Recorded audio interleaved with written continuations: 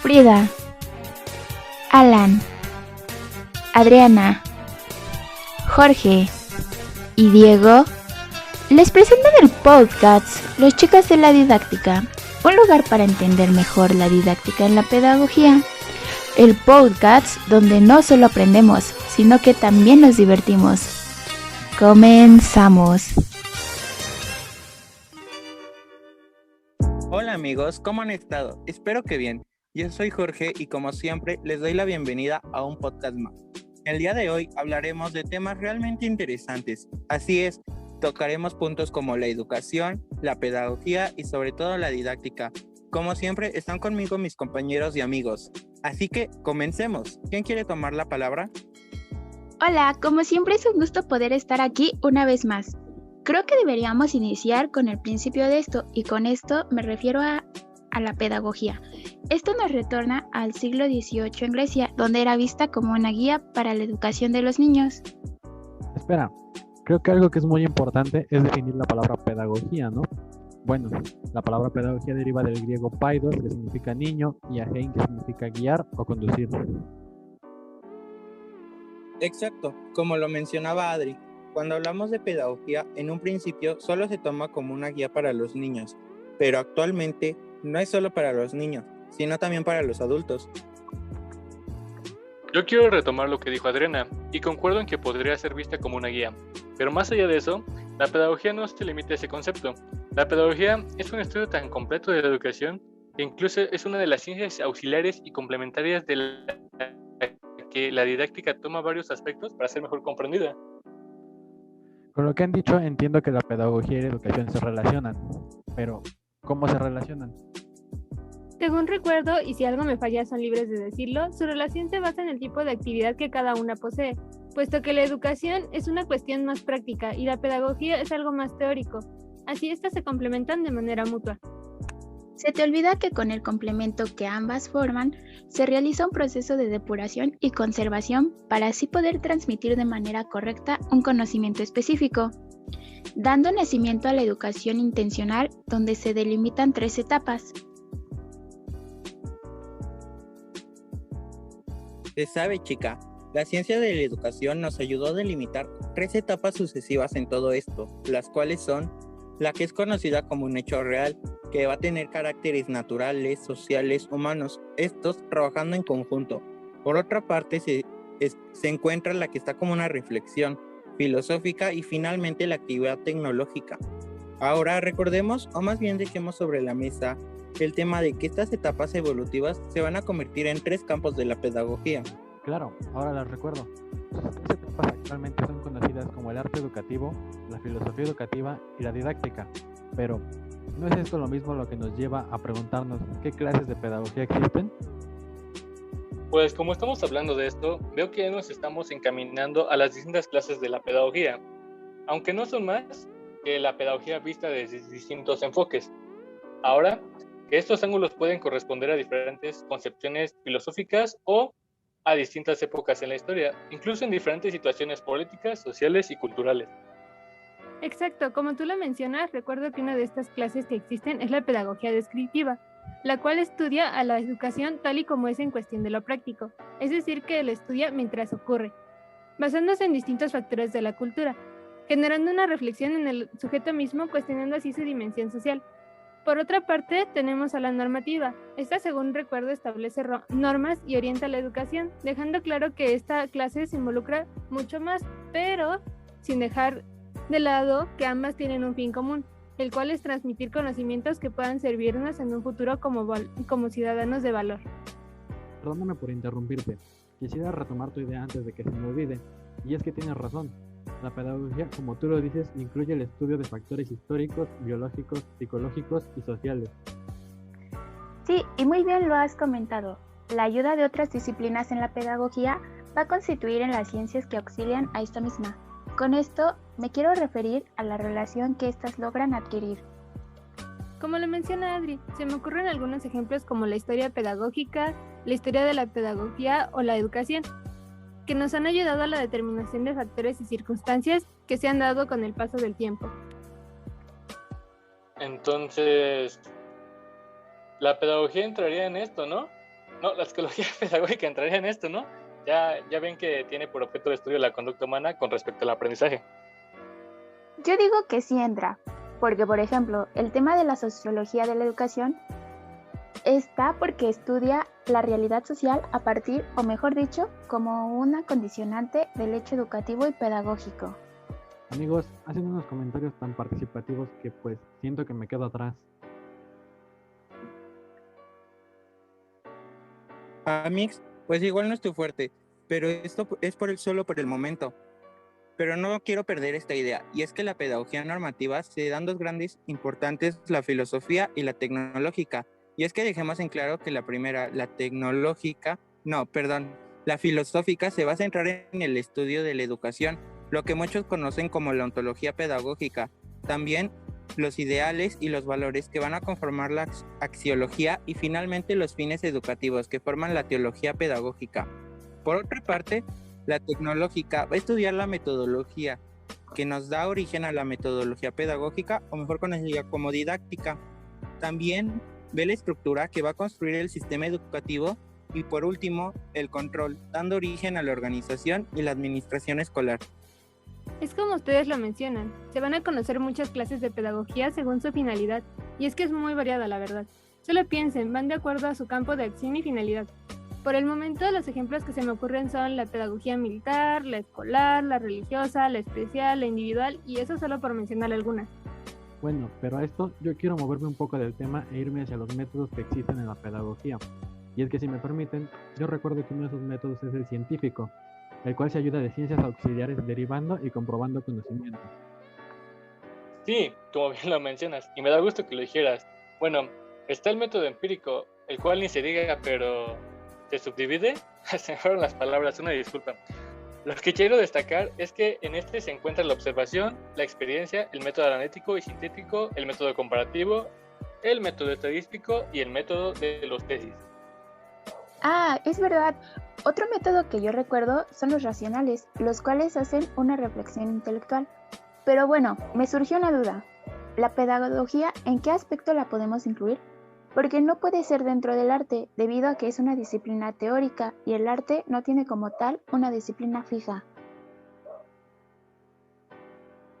Verdaderamente, no es arte, pero tampoco la podemos catalogar dentro de la filosofía, debido a que no es tan compleja.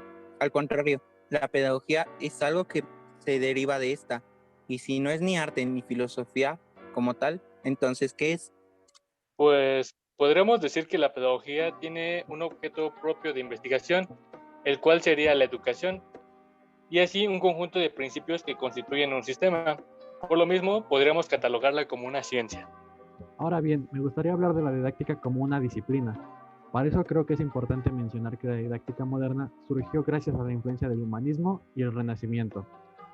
Es verdad, gracias al humanismo se empezó a ver al estudiante como lo que es, un ser humano, no solo un objeto de estudio como lo proponía el paradigma conductista. Claro, por eso es que la didáctica postula que el docente debe tener valores y criterio y debe ser capaz de fomentar ambos en sus alumnos. Yo pienso que eso es lo que nos hace humanos, la capacidad de razonar, el tener valores, criterio y reflexionar antes de actuar. Al final, nuestra educación nos forma como humanos, pero eso es tan importante. Además de eso, la didáctica es quien dicta cómo deben ser los procesos formativos y educativos. Debe hacer que la educación sea objetiva y también asegurarse que se empleen los métodos adecuados para impartir estos conocimientos. Así es, Adri. Lamentablemente la didáctica ha sido muchas veces silenciada en favor de otras ciencias, pero esto se ha basado en las teorías de las mismas ciencias para formular sus propios conocimientos. Claro, eso mismo apoya su desarrollo dentro de distintos campos, como la planeación educativa, la evaluación, la formación docente, entre otras.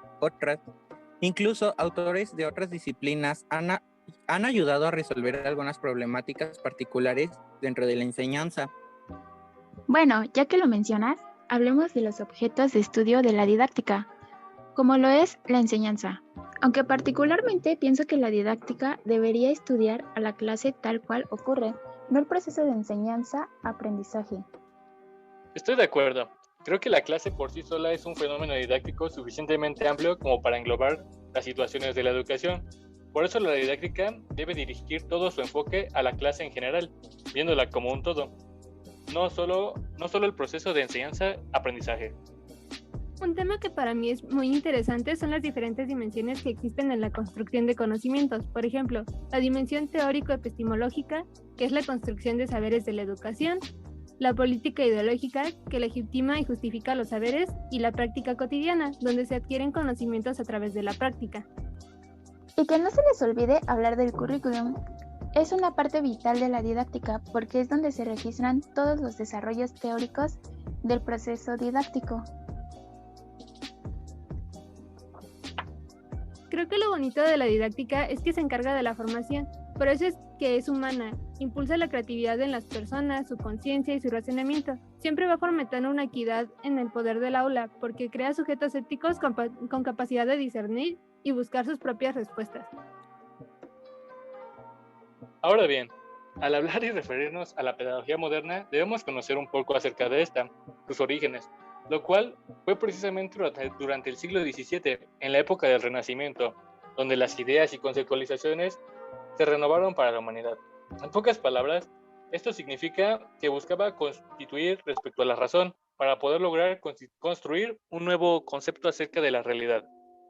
Ay, pero claro que sí, compañero. Y así, complementando lo que argumentas, hay que recordar a Juan Amos Comenio, el cual fue un precursor, perdón, se me lengua la traba, para la didáctica, creando, dada la redundancia, la didáctica magna, para así tener nuevas perspectivas didácticas en el campo educativo. Pero no se quedó solo en eso, sino que durante la Ilustración se trató más una relación integral, o durante el siglo XVIII se dogmatizaron las prácticas escolares.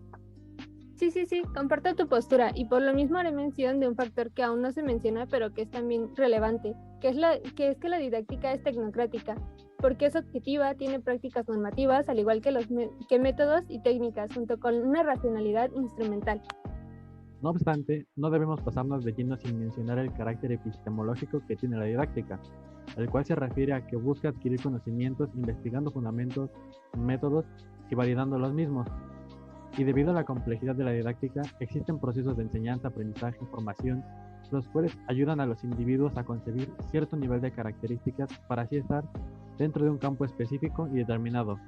¿Algún compañero gustaría aportar con un ejemplo referente a esta explicación? Por supuesto, respaldando tu información, podría decir acerca de la perspectiva galiana, la cual habla de la didáctica como una ciencia de carácter normativo, descriptive, cuantificable y verificable. Esta se enfocará en emplear métodos, procedimientos a la hora de la práctica docente. Por ende, tiende a capacitar al sujeto, modelando su personalidad, esquematizando características y habilidades.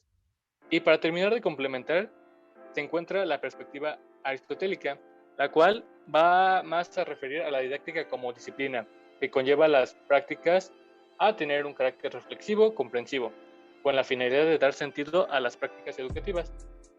Sí, así es, compañero. Sin embargo, también contribuye a una formación en el sujeto que coexiste y coactiva el beneficio del otro. Chica, yo quiero mencionar que existe una intervención pedagógica y social, las cuales contribuyen a una construcción del conocimiento, aunando a la relación de educador-educando. Cierto, y la verdad es que la didáctica tiene una conformación en un campo bastante amplio, desde la psicología que va en torno a una construcción de conocimiento, de lo cual se desprende el aprendizaje y la enseñanza, junto con algunas teorías para así desarrollar metodologías para las necesidades personales y sociales. Amixes, ¿alguien más gustaría complementar con alguna otra ciencia que tenga aportes en la didáctica?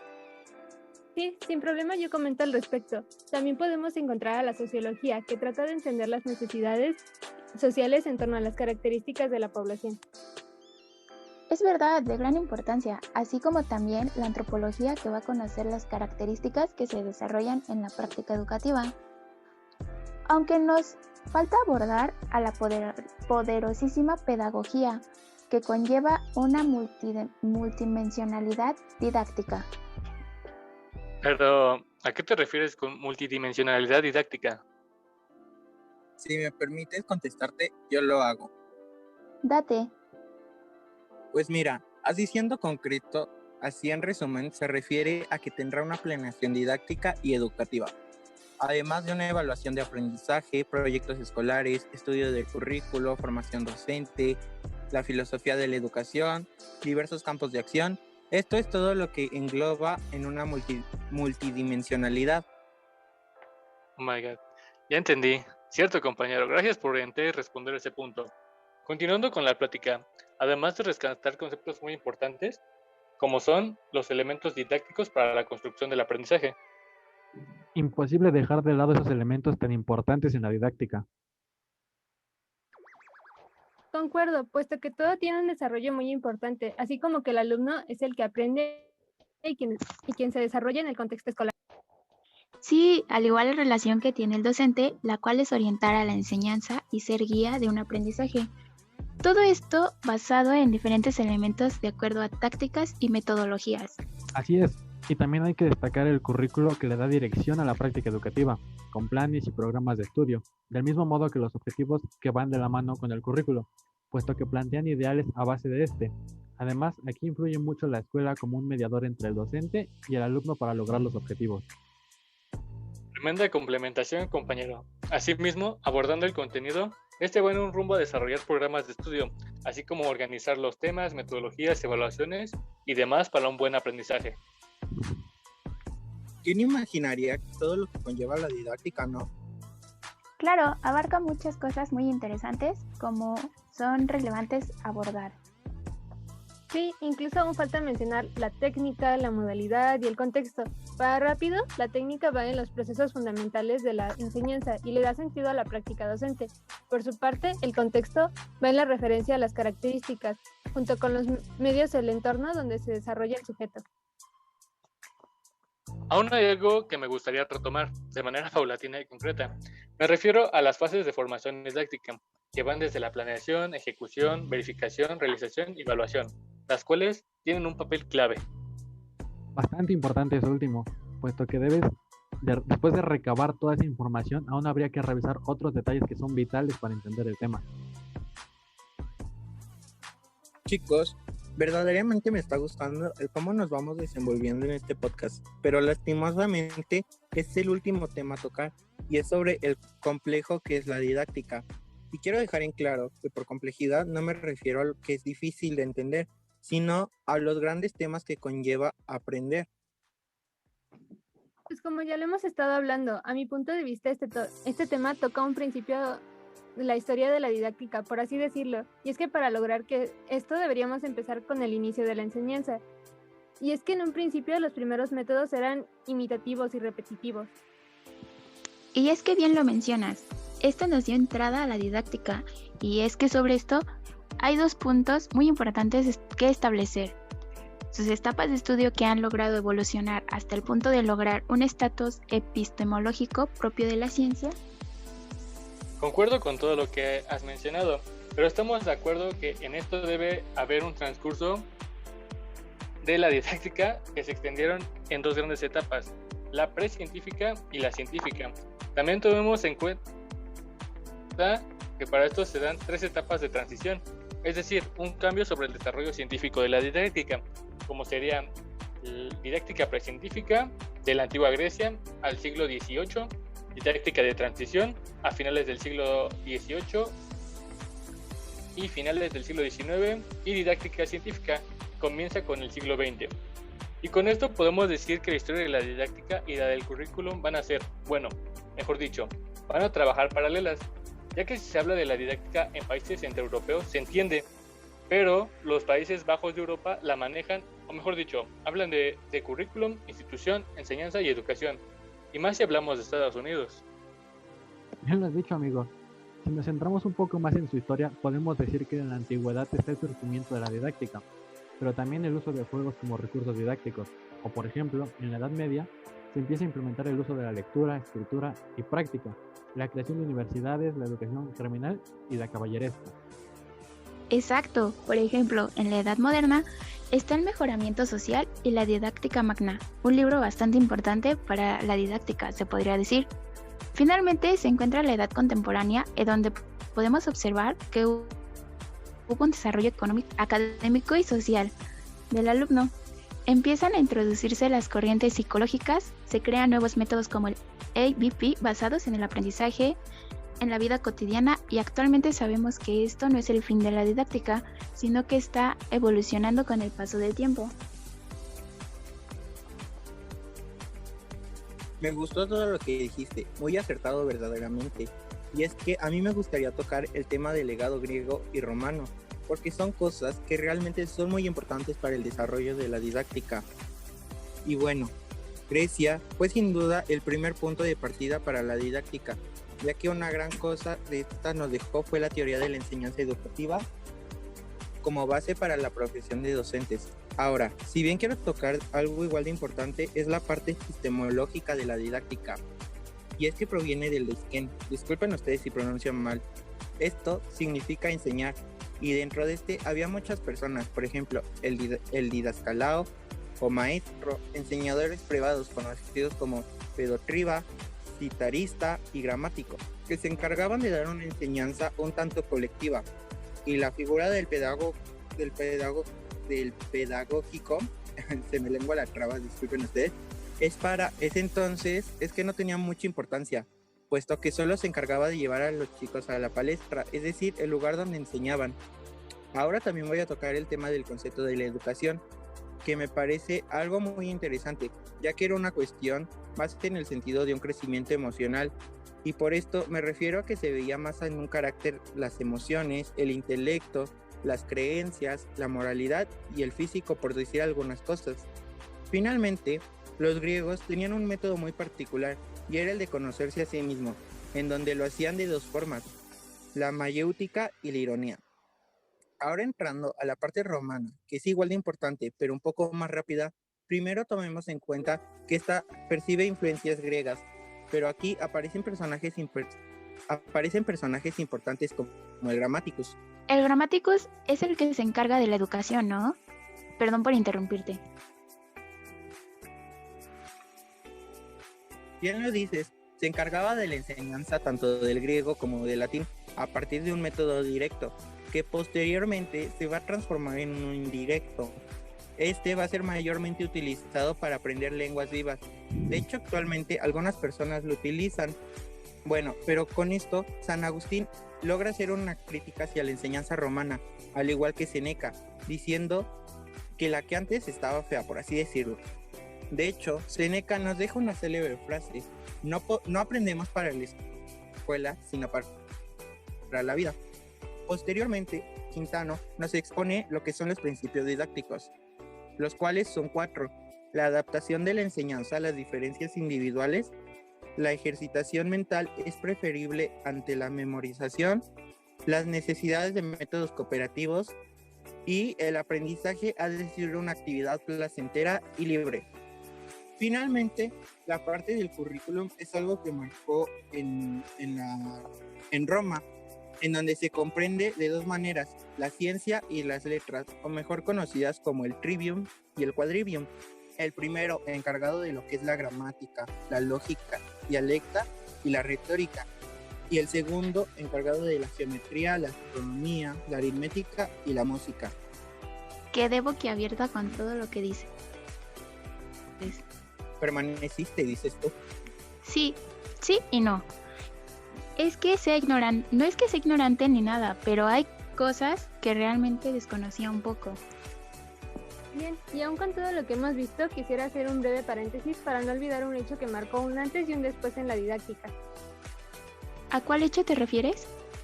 Pues me refiero precisamente a su surgimiento durante la Edad Media, en lo que respecta a un eje intelectual, puesto que los filósofos de aquel entonces querían compartir sus saberes a quienes creían necesarios. Cierto, y en todo esto predominó la educación cristiana, la cual presentaba a Cristo como maestro y modelo para la escuela. Y hablando de escuelas, podemos denotar las 3 que se encontraban primordialmente, que son la iniciación, que consta de conocimientos básicos de latín, textos bíblicos, así como la media, que era el estudio del quadrivium y el trivium. Ya por último sería La del nivel superior, donde se aprendían las estructuras del orden gramatical, histórico y teológico. Y asimismo, aquí encontramos otro punto muy relevante para el momento, el cual se hace destacar a la Edad Media. Por supuesto, ni más ni menos que la creación de las universidades. Tipo las escuelas que fueron creadas por Carlomagno. Al ver todas las carencias educativas, decidió crear la Escuela Palatina, la cual se encargaba del estudio de letras, gramática y música. Aunque bueno, si nos ponemos estrictos, esto de las universidades se viene remontando a los tiempos de los griegos, como Platón, Aristóteles y Sócrates. Sí, pero su auge fue en la Edad Media. Aquí fue su creación durante el siglo XII. Aunado a lo que dices referente a las universidades, esta misma entra en una clasificación de educación, que entra al igual que la educación caballeresca, la gremial, la monástica, la catedral y la árabe. Ah, sí, si vamos a hablar de la importancia, no puedo permitirme no hablar de Tomás de Aquino, el cual revolucionó la forma de transmitir el conocimiento y explicar lo que nos rodea. Haciéndote segunda, sí tiene que ver con lo que no se debe comunicar el conocimiento al alumno, sino más bien una forma de ayudarle dentro de sí un conocimiento análogo al del profesor. En todo caso, también habría que mencionar a Adam Smith, que se basaba en una retroalimentación del individuo, según la sociedad, o de Herbert, que hablaba de la didáctica como método científico, una combinación de enseñanza e instrucción, lo veía como un proceso de construcción o formación. Yo solo quiero decir cuántas atribuciones hay en cuanto a la didáctica. Es sorprendente todo lo que esta misma aborda, en cuestión histórica y de perspectivas. Cuando hablamos de la didáctica de transición, nos referimos a algo innovador que cambia el cómo se enseña, dejando completamente de lado el sistema tradicional de únicamente la memorización. Me parece que para tratar correctamente el tema habrá que mencionar algunos personajes o autores destacados, como Pestalozzi, quienes planteaba que se debe aprender con los sentidos y experiencias propias, haciendo énfasis en la importancia de las etapas de desarrollo. También podríamos hablar de Wilhelm Dilthey, y pues se le conoce como el padre de la hermenéutica contemporánea. Además, marcó las diferencias entre las ciencias sociales y las ciencias del espíritu.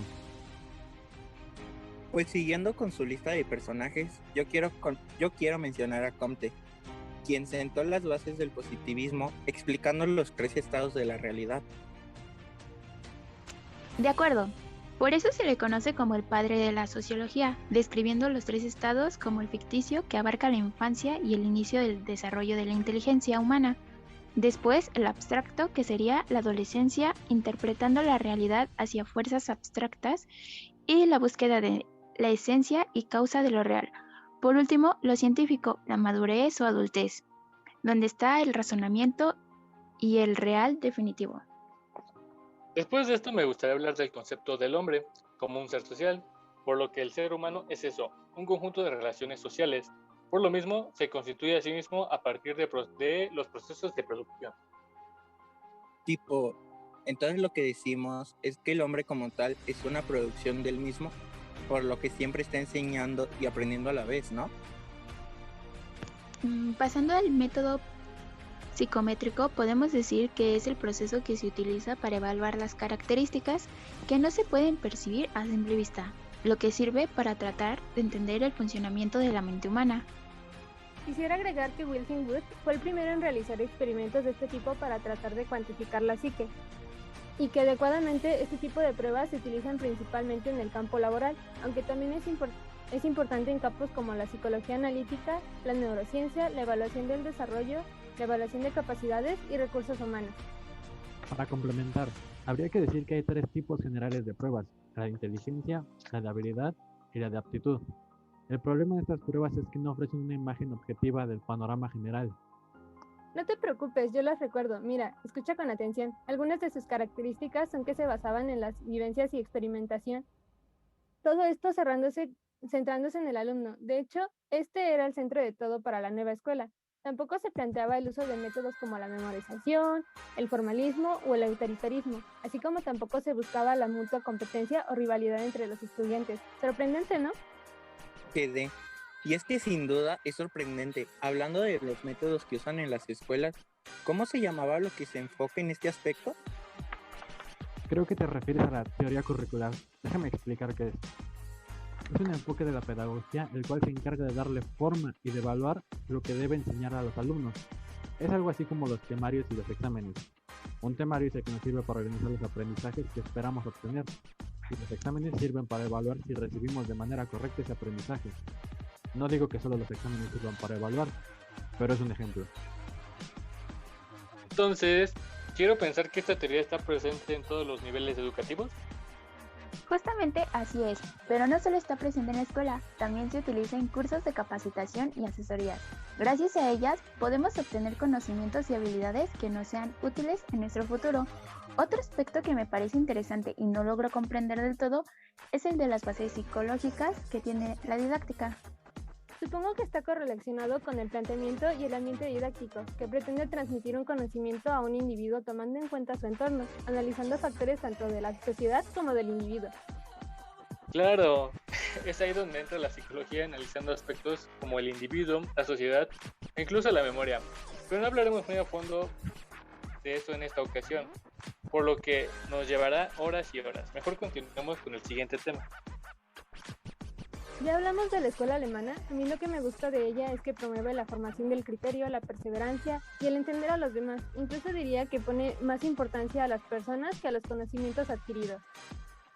La escuela alemana era la que distinguía la enseñanza material de la formal, ¿no? Si no mal recuerdo, la enseñanza material consistía más en solo dar los conocimientos ya a los alumnos, que les tocaba asimilarlo y recordarlo. Exacto, la que sí tomaba en cuenta las actitudes y capacidades de los alumnos era la enseñanza formal, que se encargaba de formar en los estudiantes más fuerzas y habilidades que se orientan más a la espiritualidad y lo psíquico. Bueno, es que al final la misión de la didáctica es que los docentes tengan acciones bien intencionadas y con fundamentos. Así es, y aunque la educación no suele avanzar al paso que se espera, ya que le cuesta adaptarse y entender lo importante que es preparar a las personas para el futuro que les espera. Coincido contigo, pero creo que deberíamos hablar también de las otras aportaciones que se hicieron a la enseñanza por los años de los 70. Por ejemplo, la creación del diagrama de Peart o el diagrama de Venn. En los 70 también se realizó la conferencia de Estocolmo, ¿verdad? Ahí fue donde se planteó formalmente la idea de la educación ambiental. Sí, y solo 3 años después, la UNESCO y el PNUMA propusieron el Programa Internacional de Educación Ambiental. Es muy completo e interesante todo lo que han dicho, pero ¿qué les parecería si ya vamos concluyendo el tema? Muy bien, entonces para concluir me gustaría puntualizar algunas cosas que mencionaron, las cuales me parecen relevantes. Tanto la pedagogía como la didáctica son necesarias en nuestra vida cotidiana, ya que aportan varios aspectos que son útiles para un mejor desarrollo en el aprendizaje. Y esto sería todo por mi parte. Espero haya sido de su agrado este programa. Yo considero que la didáctica a lo largo de la historia ha tenido una relevancia importante y vital dentro de la pedagogía, al dotarla de metodologías esenciales. Por mi parte sería todo. Hasta la próxima. Para mí, en resumen, la didáctica es un campo enorme que abarca todo lo relacionado a la formación del ser humano. Pero lo que me parece más interesante es el hecho de que aún después de tanto tiempo, todavía se tienen que hacer modificaciones para asegurar que cumpla su propósito. Bueno, les agradezco mucho que nos escucharan. Yo termino mi participación y nos vemos en otra ocasión. Hasta luego. Creo que con todo lo que hemos hablado podemos darnos cuenta de lo importante que es la didáctica y también de la gran historia que tiene. Es sorprendente cómo se ha formado a partir de pequeños saberes de muchas personas. Y al final nosotros no habríamos podido aprender todo esto si no existiera la didáctica. Así de importante es. Y bueno, la verdad es que siempre es un gusto hablar y compartir ideas con ustedes. Muchas gracias por su tiempo.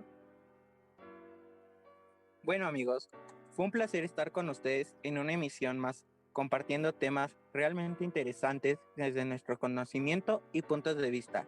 Recuerda que nosotros somos los chicos de la didáctica y este es un podcast donde no solo aprendemos, sino que también nos divertimos.